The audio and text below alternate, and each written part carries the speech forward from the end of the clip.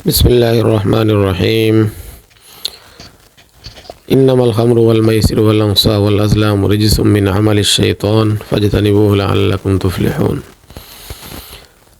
জুয়া, আল্লাহ রব্বুল আলামিন মদ, জুয়া ইত্যাদি এই জাতীয় ব্যাপারগুলোকে শয়তানের কাজ বলেছেন, সরাসরি হারাম ঘোষণা করেছেন। অর্থাৎ যে কোনো প্রকার খেলার মাধ্যমে হোক বা অন্য কোনো যে কোনো মাধ্যমে যদি জুয়া হয়ে যায় তাহলে সেটা সম্পূর্ণ হারাম হয়ে যায়।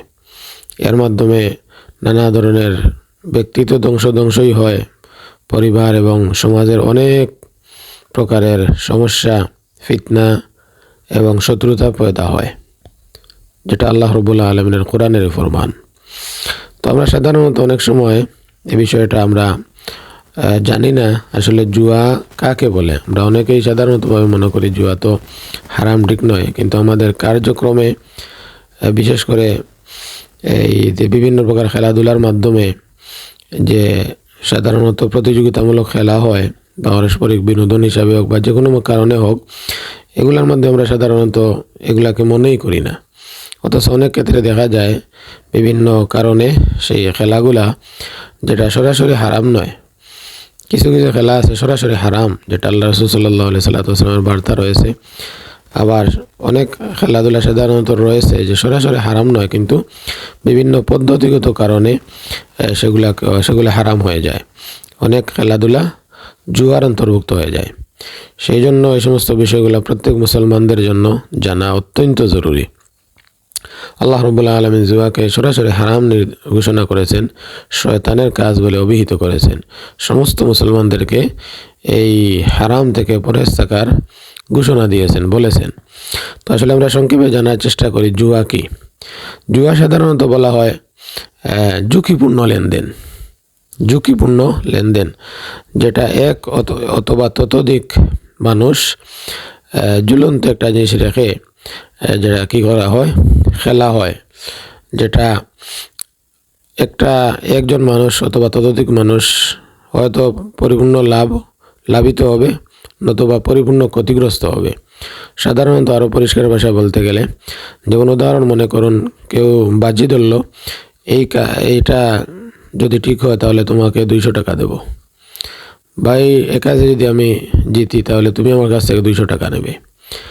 এই জাতীয় কোনো প্রকারের বাজিমূলক, এটাও জুয়ার অন্তর্ভুক্ত। অর্থাৎ এই ধরনের বাজিমূলক কথা অথবা কার্যক্রম বা যে কোনো প্রকার খেলাধুলার মাধ্যমে বা যে কোনো একটি খেলা, যেমন মনে করুন ক্রিকেট খেলা বা ফুটবল খেলা, ব্যাডমিন্টন বা হাডুডু, বর্তমান ভাইরাল যে এই সমস্ত খেলা, তাছাড়া মোবাইলে অনলাইনের মাধ্যমে তার অনেক প্রকারের খেলাধুলা রয়েছে, সেগুলোর কথা নাই বললাম।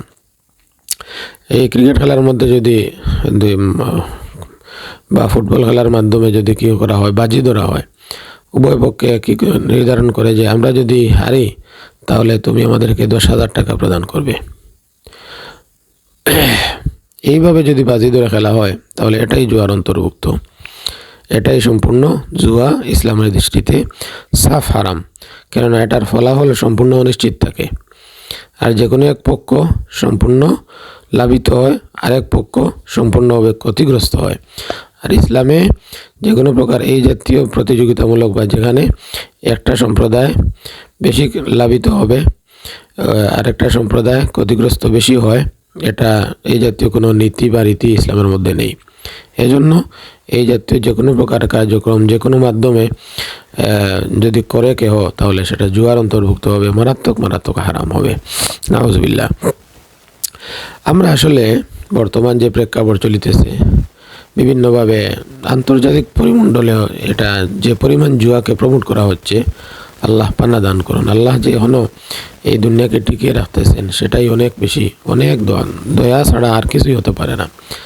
আন্তর্জাতিকভাবে চতুর্দিকে জুয়ার আসর, যেমনভাবে অনলাইনে তেমনভাবে অফলাইনে, সর্বদিকে জুয়ার ছড়াছড়ি, যেটাকে বিভিন্নভাবে নাম পরিবর্তন করে এটাকে কী করা হয়, সমাজের মধ্যে এই চর্চা করা হয় বা বলা হয়।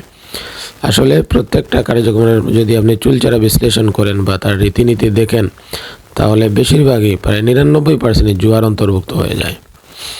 এটা শুধুমাত্র বিশ্ব পরিমণ্ডলে বিস্তৃত নয়, প্রত্যেক গ্রাম অঞ্চলে যে সমস্ত জায়গার মধ্যে সিংহভাগ প্রায় সবই মুসলমান বা যারা বিশেষ করে এই সমস্ত কার্যক্রমে লিপ্ত থাকে, আপনি খোঁজ নিয়ে দেখুন, তারা প্রায় সবাই মুসলমানের সন্তান। অনেকে আছে তার বাবা 5 ওয়াক্তের নামাজি, বা অনেক যারা এই জাতীয় খেলাধুলার মধ্যে অংশগ্রহণ করে জুয়ামূলক, তারা অনেকে দেবেন নামাজও পড়ে, আবার দিনের অনেক কার্যক্রম সামাজিক অনেক ভালো কাজে অংশগ্রহণ করে, কিন্তু এই জাতীয় মারাত্মক হারাম কাজের মতো দেখা যায় তাদেরকে অনেক ক্ষেত্রে পাওয়া যায়। এটা কি পরিমাণ একটা খারাপি বা কি পরিমাণ একটা নোংরামি বা চরিত্র বিধ্বংসী কার্যক্রম, সেটা আমরা এদিকে খেয়ালটাই করতে পারি না, খেয়ালই করি না। সাধারণত দেখা যায় যে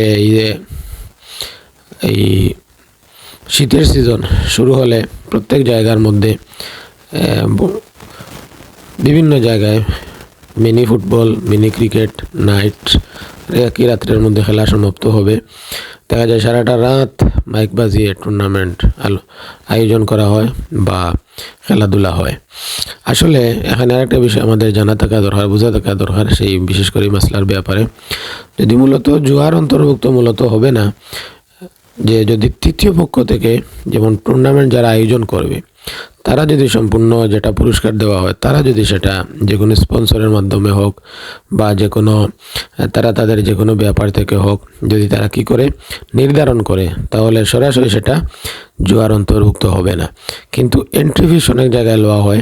এন্ট্রি ফিসের মাধ্যমে যদি যেমন 500 টাকা বা 1000 টাকা যে কোনো একটা অঙ্কের টাকা, এই এন্ট্রি ফিসের মাধ্যমে যদি পুরস্কার নির্ধারণ করা হয়, তাহলে সেই খেলাটা সম্পূর্ণ জুয়ার অন্তর্ভুক্ত হয়ে যায়।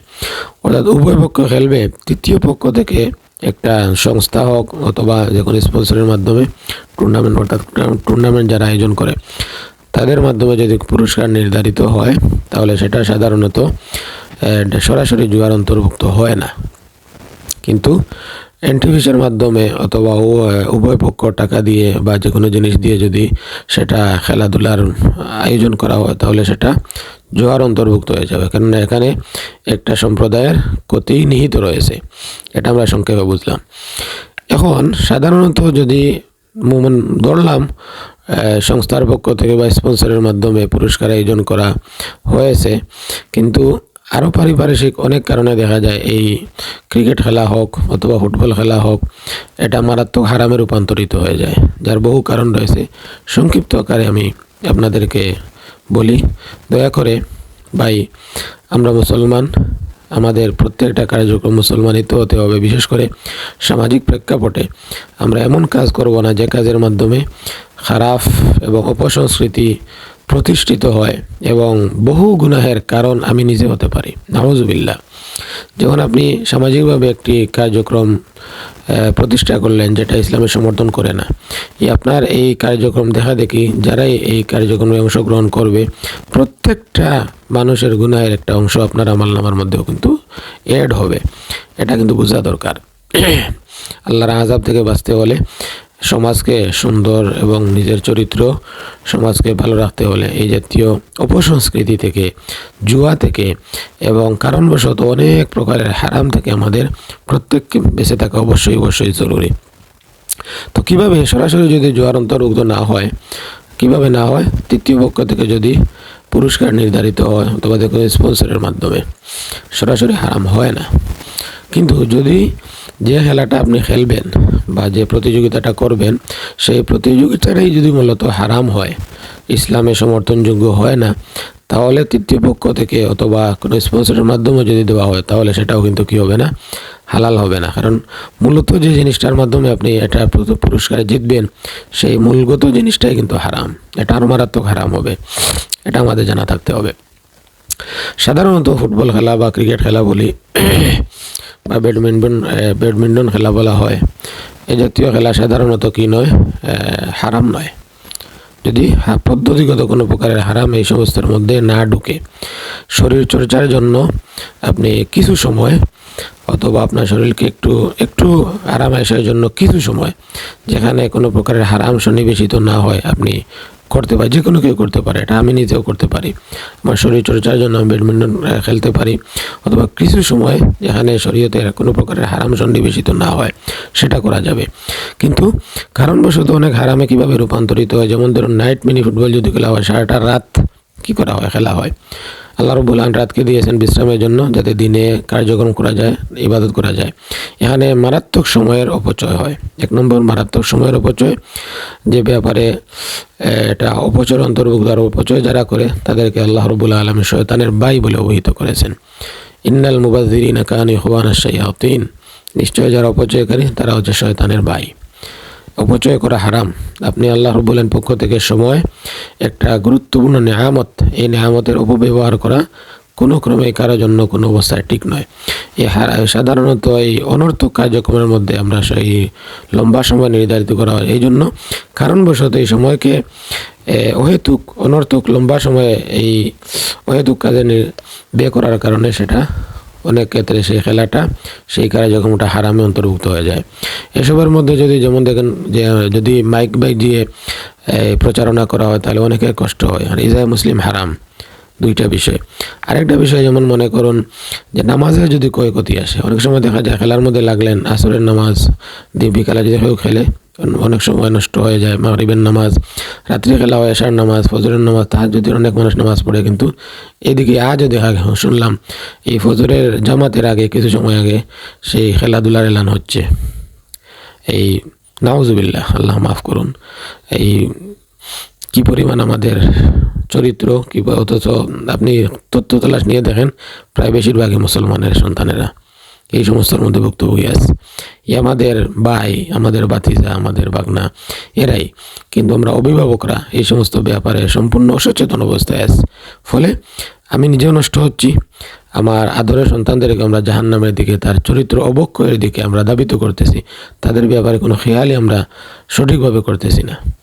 নাউজুবিল্লাহ, এটা অভিভাবকদের মারাত্মক দুর্বলতা, গাফলতি, যা অনেক ক্ষেত্রে নানা কঠিন আযাবের সম্মুখীন উভয়ই হতে হবে। আল্লাহ মাফ করুন। সমাজ তো কলুষিত হচ্ছেই। এজন্য নামাজে যদি দেখা যায় কোনো প্রকারের অসুবিধা হয়, যা নামাজ ঠিকমতো পড়া যাচ্ছে না, তাহলে এই রকম কারণবশত বিভিন্ন কারণে এই বৈধ খেলাটাও কিন্তু হারামে রূপান্তরিত হয়ে যায়। আরেকটা বিষয় দেখবেন, সাধারণত ফুটবল খেলা যারা খেলে তাদেরকে হাঁটু কী করা হয়, এই খোলা থাকে। পুরুষের সতর হচ্ছে হাঁটু থেকে নাভি পর্যন্ত, হাঁটু, আমি আবারও বলছি, হাঁটু থেকে নাভি পর্যন্ত হচ্ছে পুরুষের সতর। এটা আওরাত বলা হয়, এটা ডেকে রাখা, এটা ডেকে রাখতে হবে বাধ্যতামূলক। এটার যে কোনো একটা অংশ যদি কেউ খুলে তাহলে সে হারাম করলো, অর্থাৎ হারামের গুনাহ তার আমলনামার মধ্যে লিপিবদ্ধ হবে। সহিহ মুসলিম শরীফের হাদিস এই ব্যাপারে রয়েছে যে হাঁটু এবং নাভি এবং হাঁটুর মধ্যবর্তী জায়গায় যেমন মা বা ওরা, আবু দাউদের মধ্যেও এই হাদিসটা রয়েছে। অর্থাৎ এই উভয়টি, হাঁটু এবং এই নাভির মধ্যে যে অংশটা, এটা হচ্ছে আওরাত, এটা হচ্ছে সতর, এটা ঢেকে রাখা জরুরি, ফরজ, বাধ্যতামূলক। কিন্তু দেখা যায় ফুটবল খেলার মধ্যে বেশিরভাগ হাঁটু উপরে হাফ প্যান্ট থাকে। নাউজুবিল্লাহ, অনেক সময় অনায়াসে উরুটা বের হয়ে যায়। নাউজুবিল্লাহ, সে নিজেও হারামের মধ্যে, চতুর্দিকে অনেক দর্শক থাকে, তারা অনায়াসে এই হারাম জায়গাটা দেখে তারাও গুনাহ হচ্ছে। নাউজুবিল্লাহ। তাছাড়া অনেক দেখা যায় দর্শক অনেক জায়গায় মহিলা দর্শকও থাকে, ইত্যাদি বহু কারণে কিন্তু জায়েজ সাধারণ খেলাটাও কিন্তু মারাত্মক হারামে রূপান্তরিত হয় এই সমস্ত পদ্ধতিগত নানা খারাপির কারণে। তাছাড়া দেখা যায় দীর্ঘ সময় খেলা হয়, ইত্যাদি যে কোনো ইত্যাদি বহু কারণে সামাজিক প্রেক্ষাপটে যে সমস্ত টুর্নামেন্টের আয়োজন করা হয় বা খেলা হয়, এই জাতীয় কোনো কিছু থাকলে কোনোটাই কিন্তু জায়েজ হয় না। সবগুলোই কারণবশত, কোনোটা জুয়ার অন্তর্ভুক্ত সরাসরি হয়, সেটা তো অবশ্যই হারাম। কোনোটা এই সমস্ত পদ্ধতিগত নানা অনিয়ম এবং শরীয়ত গরহিত কার্যক্রম থাকার কারণে সেগুলো কী হয়ে যায়, এই খেলাটাও হারামে রূপান্তরিত হয়ে যায়। কোনো মুসলমান এই জাতীয় বহু হারামে কোনো সময় কোনো অবস্থায় লিপ্ত হতে পারে না। এ ব্যাপারে আমাদের প্রত্যেকের সচেতনতা অবশ্যই দরকার। তাছাড়া এই সমস্ত বিষয়ে আরেকটা ফিকহি মাকুলা রয়েছে, নিয়ম রয়েছে, যে সমস্ত বৈধ কাজ আমরা অনেক সময় এটা খেয়াল করি না, বুঝি না, সাধারণত কোনো বৈধ কাজ যদি হারামের দিকে নিয়ে যায় আমাকে, তাহলে সেটা কিন্তু কি থাকে না, বৈধ থাকে না। বৈধ কাজ করতে গেলে যদি আমি কোনো প্রকার হারামের মূর্তকি হওয়া লাগে, তাহলে সেই বৈধ কাজটাও কিন্তু আর বৈধ থাকে না, হারামে রূপান্তরিত হয়ে যায়। এটা ফিকহি একটা নিয়ম নীতি, একটা কায়দা। এজন্য যে কোনো সংস্থা, মূল কথা হচ্ছে যে কোনো সংস্থা বা কোনো স্পন্সরের মাধ্যমে যদি আয়োজন করা হয় খেলাধুলার, তাহলে পুরস্কারের, তাহলে সেটা সেই সমস্ত বিভিন্ন যদি কারণবশত খেলাধুলা না থাকে আর সময়ের কোনোভাবেই বেশ অপচয় না হয়, কোনো প্রকারের হারামের জড়িত সেই সমস্যার মধ্যে না থাকে, তাহলে সাধারণ শরীরচর্চার জন্য অথবা কিছু একটু আমোদ প্রমোদের জন্য কিছু সময় যাতে মন মানসিকতাটা প্রসন্ন হয়, সেটা কী হতে পারে, বৈধ হতে পারে। তাও অনেক কথাবার্তা রয়েছে। বাকি এই সমস্ত যে কোনো একটা হারাম অথবা পদ্ধতিগত হারাম, কারণবশত হারাম যদি যে কোনো প্রকার খেলাধুলার মধ্যে অ্যাড হয়ে যায়, তাহলে সেটা কোনোভাবেই বৈধ হতে পারে না, সেটা হারামে রূপান্তরিত হয়ে যায়। আমরা দেখি প্রায় ফুটবল যারা খেলে বা এমনিতে সাধারণত দেখা যায় অনেক সময় হাফ প্যান্ট পরিধান করে চলাফেরা করে, নাউজুবিল্লাহ। এটা ইহুদ খ্রিস্টানের, বর্তমান ইহুদ খ্রিস্টান নামধারী এটা নাস্তিকদের এটা কালচার।